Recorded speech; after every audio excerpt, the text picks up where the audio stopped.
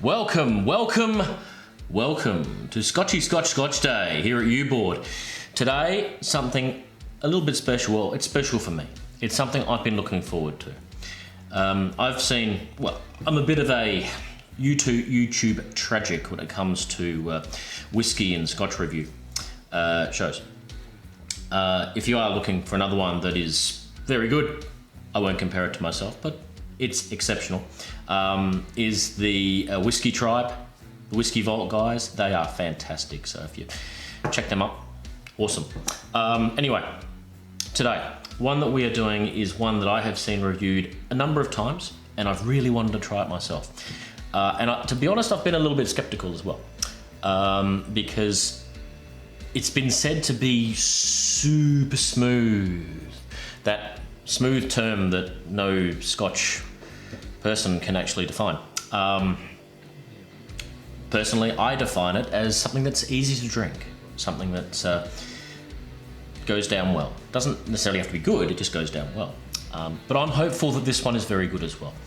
I'm talking about Redbreast.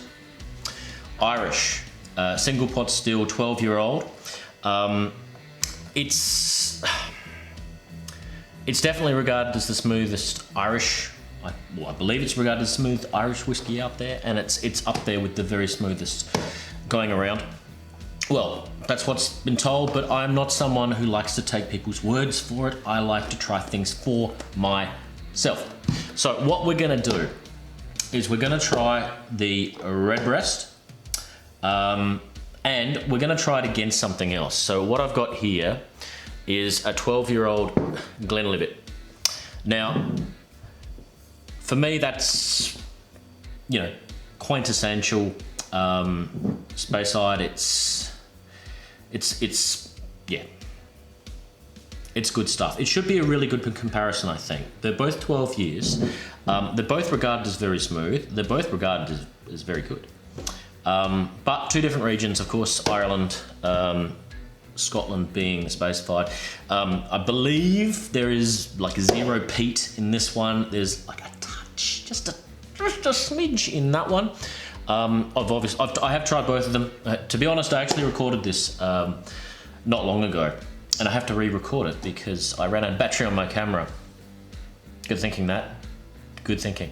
Anyway, let's just get into it straight away. I'll just put this to the side for the time being, and we'll get back to it once we are ready. So it was such a good video too, the last one. It was, it had the thing on it, and I undid it, and anyway, very disappointing. Redbreast 12. So one thing that I noted straight away was the bottle. I don't like green bottles. I really don't. I like see-through.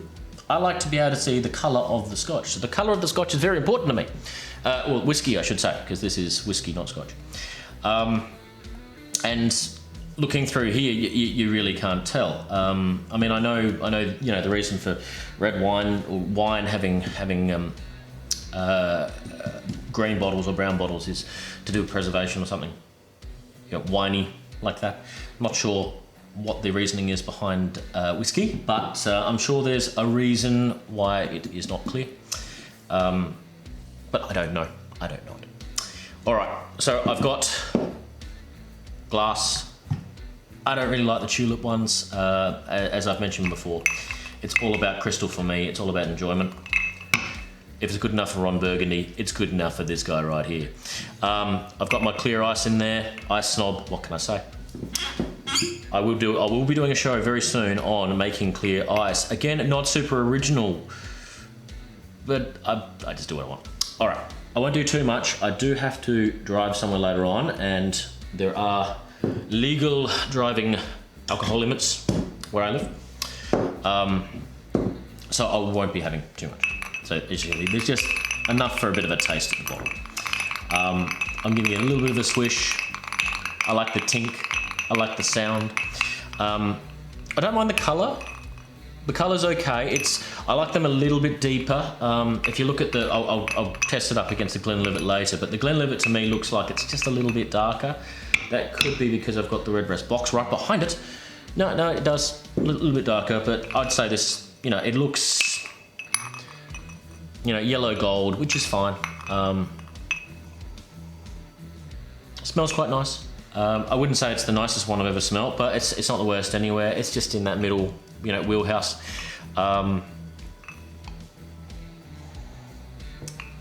Yeah. Look, I won't describe it too much. I'm not a whiskey sommelier or anything like that. I'm just a guy who loves a dram. I'm getting some fruitiness there. I'm getting a bit of, some sort of wood. There's a wood, maybe oak. Let's say oak. Let's say there's some oak there. But look, the smell isn't as important to me as taste and look. I like a Scotch. It looks good. And this looks okay. It's not special, but anyway, let's see what it tastes like.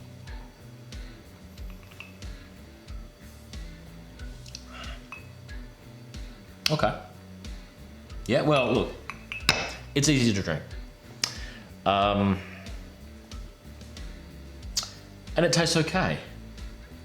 I wouldn't say it's exceptional. There are quite a few that I prefer. In fact, I've got a sneaking suspicion that I may even prefer the other one we're testing, but we'll come to that later.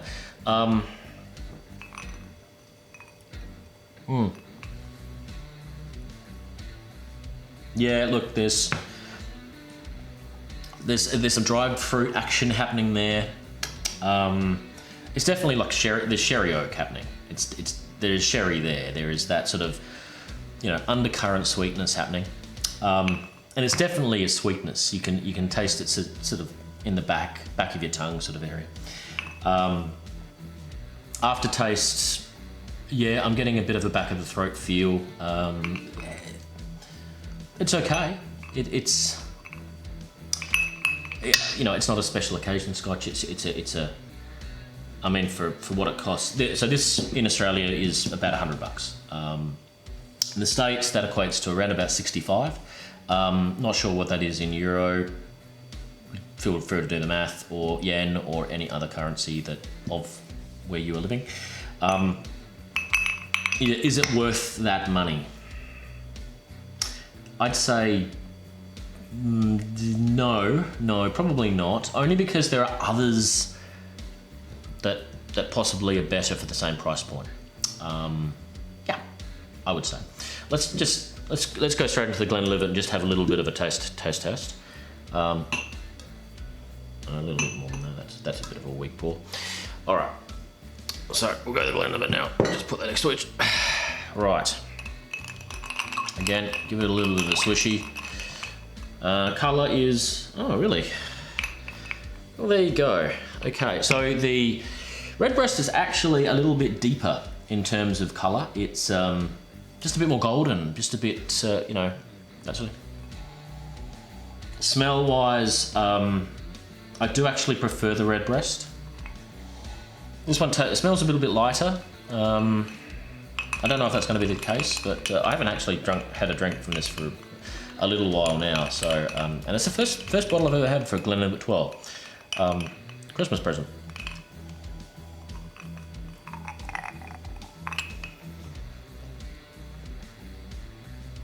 Yeah, that's nice.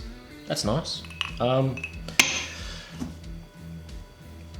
Definitely got a little bit of peat.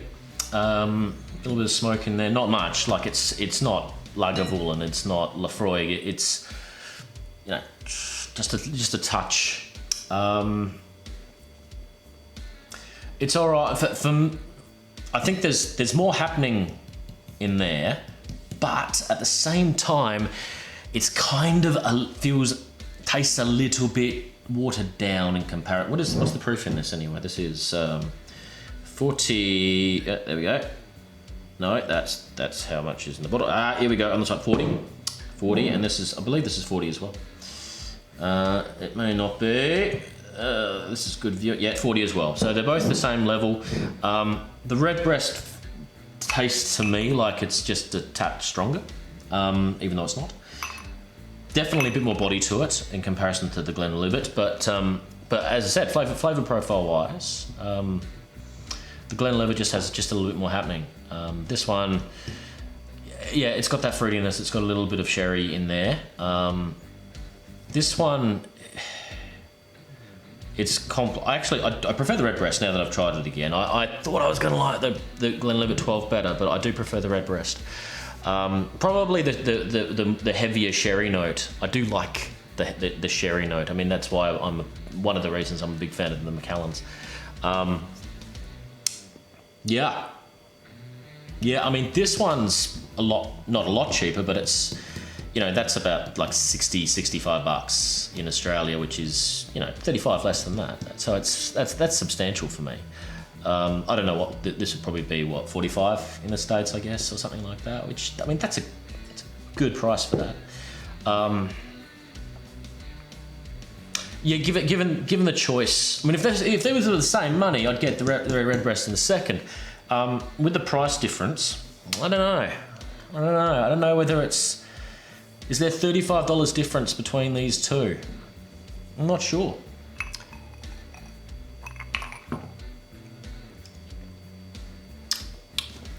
I had a water here somewhere. I've lost it. It's okay. It's over there. I can't be bothered getting it.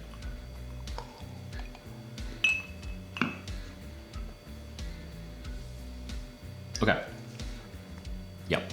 So the Glenlivet is definitely lighter. I would, given the choice of the two, I would get the Redbreast, even with the price difference. It's probably not worth the price difference, but I'd still pay it anyway. Yeah, I would. I think it's a little bit like, the more expensive ones, when you get to around about the $200 price bracket, if you buy a $400 or $500 bottle of Scotch, is it better than $200 bottle of Scotch? Probably not. It's different. It's probably 10 years older or something like that. But it's not necessarily a couple of $100 better. It might, if it's better, it might be a little bit better. But it's you pay for you pay a lot for small increments. Yeah. So no, give it a try. The Redbreast 12, if you can. It's pretty readily available. It's actually a little bit tricky to get a hold of in Australia. You do have to search around a little bit. Not stocked everywhere. The Glenlivet, you can get that everywhere. That's that's as easy to find as water. But yeah, Redbreast 12. I would give it a crack. Is it as amazing as some are claiming? No. Is it as smooth? It's definitely smooth. It's definitely easy to drink. Is it the easiest to drink? No, I don't think so. I reckon I've had ones that are easier to drink than that. Although I can't think what they are off the top of my head. Maybe that is really easy to drink. Or maybe I just don't want to drink it. I'd prefer to drink others. That's the simple point. It's easy to drink. It's one that you can sit down and not be challenged over. I think that's probably more the thing here. Okay, let's cut it right there. I think we've covered what we need to cover. Redbreast 12, worth the crack. Do you want to buy more than one bottle? Don't go out and buy a dozen, unless you try it and love it, and that's fine. Don't have to take my word for it. But it's okay. Yeah, that's about it. YouBored, Scotchy Scotch. Get it in ya.